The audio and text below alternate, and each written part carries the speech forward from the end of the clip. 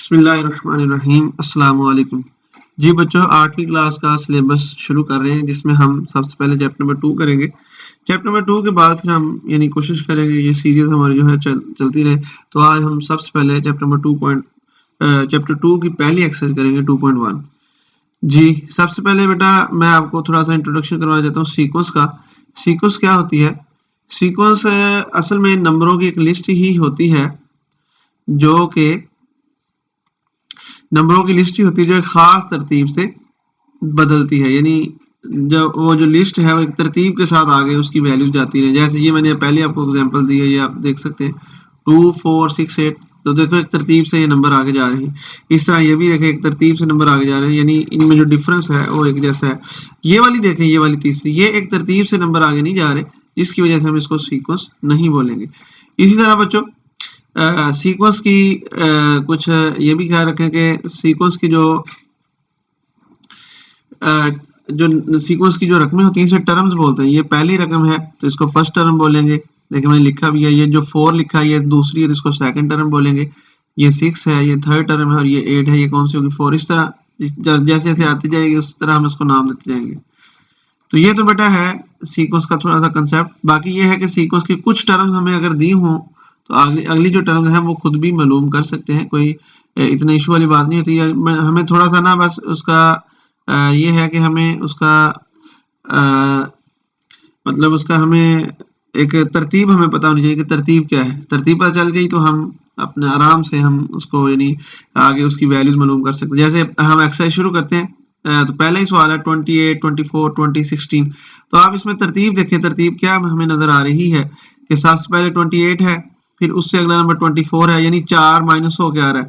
4 minus हो के अगली टर्म आ रही, इसमें फिर 4 माइनस करें, इसमें फिर 4 माइनस करें तो 16। इससे अगली दो टर्म भी आप मालूम करनी मुश्किल नहीं रही। 16 में से भी आप 16 में से फिर 4 माइनस कर दें तो ये रह जाएगा 12। फिर 12 में से 4 माइनस कर दें तो ये रह जाएगा आपके पास 8। इस तरह ये आपका पहला सवाल पूरा होता है। अब अगले सवाल की अगर हम बात करें तो आप देख सकते हैं बच्चों कि दूसरे सवाल में हमें जो दिया गया है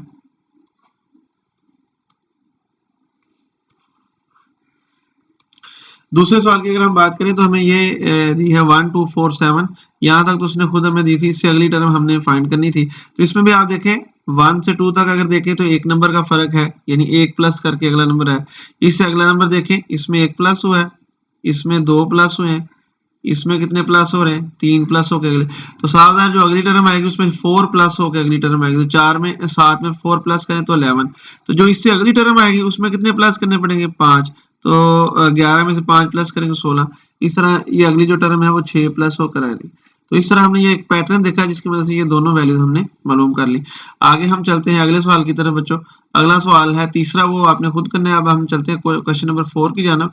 4 में भी कोई ऐसी बात नहीं है, आसानी से हम देख सकते हैं कि 50 है, 100 है, 150 है। तो आप देखें हर अगली टर्म में जो हर अगली टर्म है पिछली में से 50 प्लस होकर आ रही। जैसे 50 है तो ये 100, तो इसका मतलब ये 100 कैसे है? पिछली में 50 जमा होगा, ये भी पिछली में 50 जमा होगा। तो इससे अगली क्या होगी? 150 में 50 आप प्लस कर दे तो 150 प्लस 2 करें, ये 200 हो जाएगा।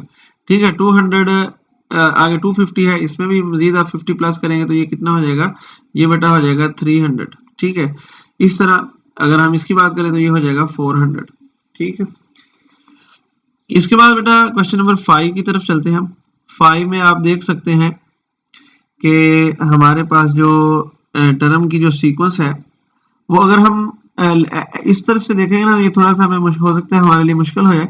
हम इधर से वापस को आते हैं इधर, क्योंकि ये नंबर जो है ना बड़े से छोटे की तरफ जा रहे हैं, लेकिन इधर से ऐसे देखेंगे तो छोटे से बड़े की तरफ ऐसे देखेंगे। तो आप देख सकते हैं कि ये 3 कैसे है। असल में ये 3 जो आया ना, ये पहली रकम को 1 से पहली रकम 1 है, यहाँ से 1 को 3 से मल्टीप्लाई करके ये टर्म आई। जो इससे अगली रकम आएगी वो भी 3 से मल्टीप्लाई करके आएगी, 3 3 बार 9। तो ये हमें पता कैसे चला कि ये 3 से ही? तो वो असल में हमें इस पर फोकस करना पड़ेगा, इन 3 रकमें जो उसने दी हैं इसकी तरतीब क्या। तो देखो 27 को 3 से मल्टीप्लाई किया तो 81 आया ना, तो इसको 3 से मल्टीप्लाई किया 243, इसको फिर 3 से करेंगे, इसको फिर 3 से करेंगे, तो आगे हम आंसर निकालेंगे। तो सबसे पहले बात यही है कि यहाँ पर हमें 1 लिखना पड़ेगा, ये 3 है, और यहाँ पर हमें 9 लिखना पड़ेगा। ठीक है, यहाँ पर 27 हो गया, ये 81 243 को आप फिर 3 से मल्टीप्लाई करेंगे तो हमें अपना आंसर मिलेगा। तो ये 3 3 बार 9, 3 4 12, 3 2 6 और ये कैरी था, ये कितना हो जाएगा 729। जी बेटा आप 729 को फिर 3 से मल्टीप्लाई करें, हमें ये वाली टर्म मिलेगी। तो 729 को हम 3 से मल्टीप्लाई करते हैं। 3 9 बार 27, 2 कैरी, 3 2 बार 6, 6 और 2 8, 3 7 21। तो ये बेटा आ जाएगा 21, यहाँ पर जो आंसर आएगा 2187। इसके बाद बेटा हमारा जो है लास्ट क्वेश्चन है जिसको हमने अभी करना है, उसमें भी मैंने वैसे जवाब पहले लिख दिए हैं, लेकिन ये वाले 3 नंबर देखे हैं, ये वाले जो उसने थे ना, ये उसने हमें दिए थे। बाकी यहाँ पर हमने लिखना था, यहाँ पर हमने लिखना, जहाँ पर डैश आ रही है हमने लिखना, लेकिन हमने यहाँ पर डैश है वहां पर जो लिखना है वो तो ठीक है, पहले हमें जो उसने नंबर दिए हैं उस पर फोकस करते हैं। उसने हमें नंबर दिया है 11 17 24। इसमें आप तरतीब देखें क्या है, 11 में 6 प्लस होके 17 बने हैं, 17 में 7 प्लस होके 24, यानी हर जो अगला नंबर आ रहा है उसमें जो प्लस होना है वो एक नंबर के इजाफे से प्लस होना है। यानी अगर पहले 5 प्लस हो तो उससे जो उससे अगला नंबर के लिए हमने वैल्यू निकालनी, उसमें 6 प्लस करेंगे। मिसाल के तौर पर ये 6 प्लस हुआ 17, 7 प्लस हुआ 24, 24 हमें 8 प्लस करने पड़ेंगे बेटा, तो फिर जाके ये 32 हमें यहाँ पे मिल जाएगा। ठीक है, बाकी आगे देखें इसमें 9 प्लस हो गई है, फिर 10 प्लस हो गई है। तो आप पीछे को आए, अगर पीछे की तरफ देखें तो हमें एक तरह का हम एक माइनस करते हैं। 32 में से 8 माइनस किए 24, 24 में से 7 माइनस किए 17, 17 में से 6 माइनस किए 11, 11 में से 5 माइनस करने हैं तो 6, 6 में से 4 माइनस करेंगे तो कितना जवाब आएगा, ये 2। तो इस तरह बेटा ये आपकी ये सीक्वेंस उन्होंने दी थी, तो हमने ये इसको किया। अब इंशाल्लाह अगली वीडियो में से आपसे मुलाकात होती है। अल्लाह हाफिज।